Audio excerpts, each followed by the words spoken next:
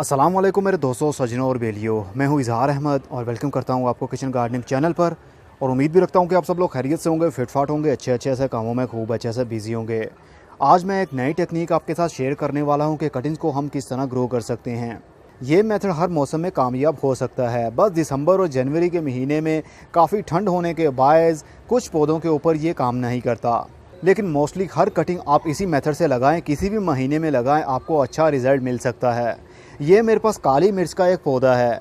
पाकिस्तान लाहौर में इसके पौधे की ग्रोथ तो होती है, लेकिन फ्रूट मतलब काली मिर्च बिल्कुल भी नहीं लगती, क्योंकि ये हिल्स एरिया का पौधा है। ठंडे एरिया में इसको अच्छे से फ्रूटिंग होती है, लेकिन गर्म इलाकों में जहाँ पर टेम्परेचर कभी हाई, कभी लो, कभी ठंड, कभी गर्मी, ये सब इस पौधे की ग्रोथ के लिए तो अच्छा है, लेकिन फ्रूटिंग के लिए नहीं।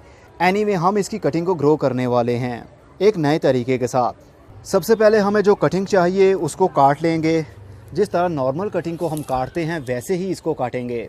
6 इंच की या 4 इंच की आप कटिंग ले सकते हैं। चलिए मैं 6 इंच की लेता हूँ। 3 से 4 कटिंग्स हम इकट्ठी लेंगे और कोशिश कीजिए यंगर शूट ही हो। ये 3 कटिंग्स मैंने ली हैं और इसको हम नए मेथड के साथ ग्रो करने की कोशिश करेंगे। कटिंग को ग्रो करने से पहले जैसे ही कटिंग को दरख्त से काटा जाए तो सबसे पहले उसको पानी के अंदर डिप कर दें, ताकि कटिंग के अंदर जो पानी का मॉइस्चर है वो उड़ ना जाए। पहले हम दूसरे काम करेंगे और उसके बाद हम इस कटिंग को लगाएंगे। इस मेथड के अंदर मैं यूज़ करूँगा एक कपड़ा। कोई सा भी आप कपड़ा लें और उसको काट लें और उसके अंदर मिट्टी भरेंगे और उस मिट्टी के अंदर हम इस कटिंग को लगाएंगे। अब हम इस कपड़े के अंदर मिट्टी भरेंगे।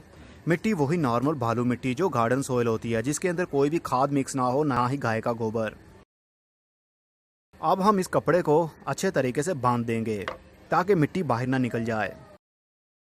मिट्टी आपने ड्राई ही लेनी है, गीली मिट्टी ना लें। अब हम इन कटिंग्स को लेंगे और इनके नीचे वाले पत्ते काट देंगे। अब हम इस कपड़े के अंदर एक होल करेंगे। ये कपड़ा यहाँ से थोड़ा सा ओपन है तो यहीं से हम इस कटिंग्स को लगाएंगे। अगर कोई भी जगह ना बचे तो किसी भी जगह पर आप होल कर सकते हैं। कटिंग मिट्टी के बिल्कुल सेंटर में होनी चाहिए। आधी कटिंग मिट्टी के अंदर और आधी कटिंग मिट्टी से बाहर हो। लीजिए जनाब, हमारा काम ये कंप्लीट हो गया है और अब हम इसको पानी के अंदर डिप कर देंगे और पानी के अंदर ये 2400 घंटे डिप ही रहेगा।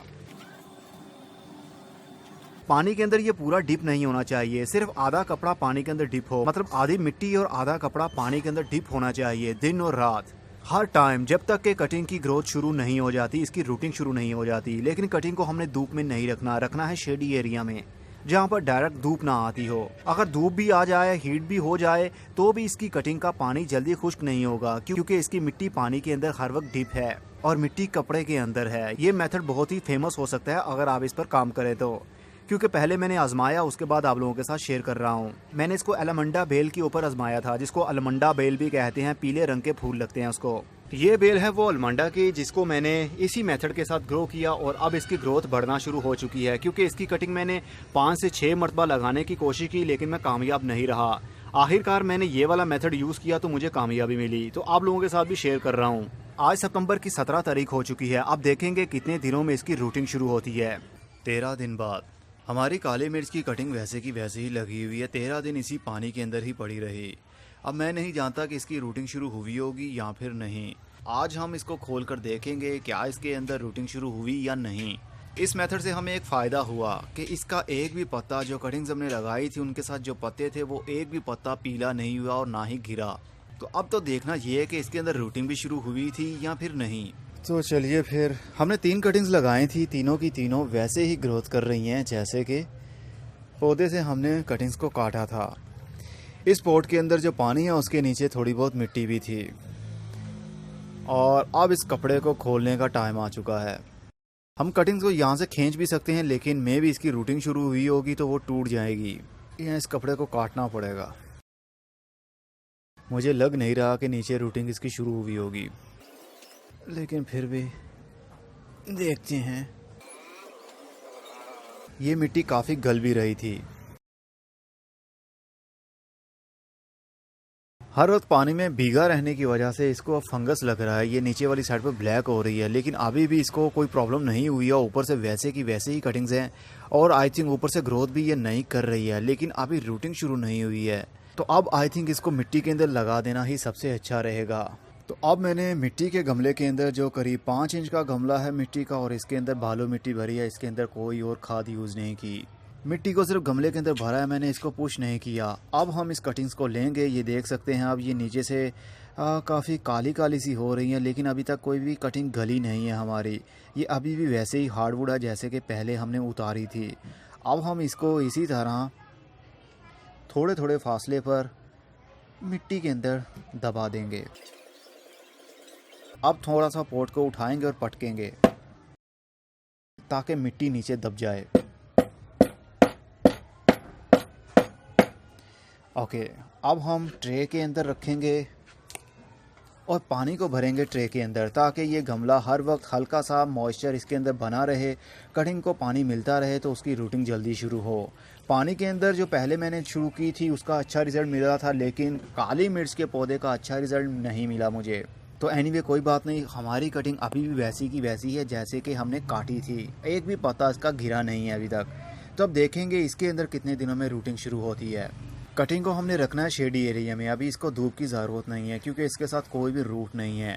जब इसकी रूटिंग शुरू हो जाए तो इसको हम फुल सन में भी रख सकते हैं। 19 दिन बाद अब कटिंग के पत्ते भी लटकना शुरू हो गए हैं, जैसे कि इसके पत्ते झड़ जाएंगे। लेकिन इस गमले के अंदर जो मिट्टी है वो खुश्क नहीं हो पा रही और ना ही उसको ड्राई होने देना है। इस बड़ी ट्रे के अंदर मैंने पानी भरा होता है और उसके ऊपर गमलों को रखा होता है ताकि नीचे से ही उसको पानी मिलता रहे। 70 दिन बाद, लास्ट टाइम जब 19 दिन हुए थे तो उसके कुछ दिन बाद ही मैंने ये पॉली हाउस बनवाया था। तो उसके बाद मैंने इस पॉट को रख दिया पॉली हाउस के अंदर। अब मुझे लगता है इसकी रूटिंग भी शुरू हो चुकी होगी और एक भी पत्ता इसका गिरा नहीं। तो चलिए निकाल कर देखते हैं। वैसे मैं पॉली हाउस की जितनी भी तारीफ़ करूं उतनी ही कम है। जो अनाड़ी हों वो भी बहुत आसानी से कटिंग को ग्रो कर सकते हैं पॉली हाउस के अंदर। लास्ट टाइम आपने देखा था जब 19 दिन हुए थे तो इसके पत्ते लटक रहे थे।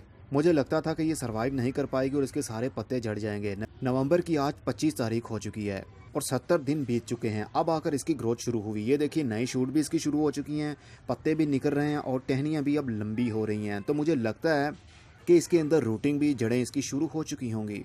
अगर पॉली हाउस के अंदर ही स्टार्टिंग से ही हमने इसको लगाया होता, मतलब जब हमने पौधे से इसको काट के मिट्टी में लगाया था तभी अगर पॉली हाउस के अंदर लगा देते तो 1 महीने के अंदर अंदर बहुत अच्छे अंदाज से इसकी रूटिंग शुरू हो जाती। लेकिन कोई बात नहीं, देर आए दुरुस्त आए। हमें ये भी तो पता चल गया कि पॉली हाउस के अंदर क्या फ़ायदा मिलता है और ओपन में रखने से क्या नुकसान। तो चलिए अब देख लेते हैं कुछ रिज़ल्ट मिला या फिर नहीं। यहाँ से भी इसकी रूटिंग शुरू हो रही है। अरे वाह, मेरी सोच से भी बढ़कर रूटिंग शुरू हुई। मैंने समझा था थोड़ी थोड़ी रूटिंग इसकी शुरू होगी, लेकिन ये तो बहुत ही अच्छे अंदाज से और कितनी सारी रूटिंग शुरू कर दी इसने। यकीन मानिए पॉली हाउस ने मेरा दिल खुश कर दिया। इसलिए आपको कहता हूँ कि आप भी पॉली हाउस बनाइए इसी तरह जिस तरह मैंने बनाया। तो ये रही वो कटिंग्स जो कि ओपन में नीचे से गल रही थी, लेकिन जैसे ही मैंने इनको पॉली हाउस के अंदर रखा तो इनकी रूटिंग दोबारा से शुरू हो गई, मतलब कि नए सिरे से शुरू हुई।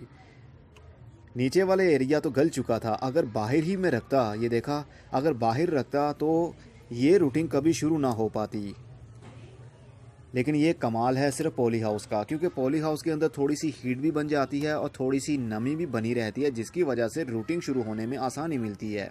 रूटिंग शुरू होने के लिए थोड़ा सा ठंड का मौसम तो चाहिए, लेकिन नमी भी चाहिए साथ में और थोड़ी सी हीट भी, ताकि ये अपनी जड़ें आसानी से ग्रो कर सकें। तो अब ये हमारे 3 पौधे बन गए, वो भी कितनी आसानी से। इस वीडियो में मेरे लिए और आपके लिए सीखने के लिए ये है कि पॉली हाउस को यूज़ किया जाए कटिंग को ग्रो करने के लिए। या जिन पौधों की हालत बहुत बिगड़ रही हो तो उनको भी पॉली हाउस के अंदर रखा जाए। तो ह्यूमिडिटी, मतलब नमी का लेवल इतना इंक्रीज़ रखें ताकि नए पत्ते और नई ब्रांचेस निकलना शुरू हो जाएँ। इस तरह पौधे की हेल्थ भी अच्छी होने लगती है। अब मैं एक एक कटिंग को एक एक पॉट के अंदर लगाऊंगा और दोबारा से पॉली हाउस के अंदर रख दूंगा। और जैसे ही इनकी नई ग्रोथ और बढ़ने लगेगी तो मैं निकालूंगा और बड़े गमले के अंदर भी शिफ्ट कर पाऊंगा। अगर मैं अभी से इसको बड़े गमले के अंदर शिफ्ट कर देता हूं तो मे भी ये सरवाइव ना कर पाएं, क्योंकि इसकी सारी रूट्स मैंने विजिबल कर दी हैं, मिट्टी सारी हटा दी है, सिर्फ आप लोगों को इसका रिजल्ट दिखाने के लिए।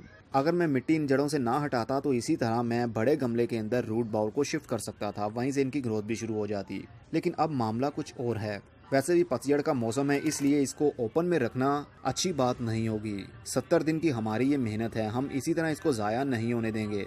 इसकी जड़ों की खुशबू भी बहुत अच्छी लग रही है मुझे। जब मैंने इसकी गली हुई टहनियाँ तोड़ी तो खुशबू निकली बहुत ही प्यारी सी, जिस तरह किसी फूल की खुशबू हो। होपफुली आपको पता चल गया होगा कि किस तरह हम काली मिर्च के पौधे को या कोई सा भी पौधा हो किस तरह उसकी रूटिंग शुरू करवा सकते हैं। मैं फिर कहूँगा आपको कटिंग लगानी हो तो पॉली हाउस के अंदर ही लगाएं तो अच्छा रिजल्ट मिलेगा आपको। अब मैं चलता हूँ, खुदा हाफिज़, good bye, see you and tata, और अपना बहुत सा ख्याल रखिएगा।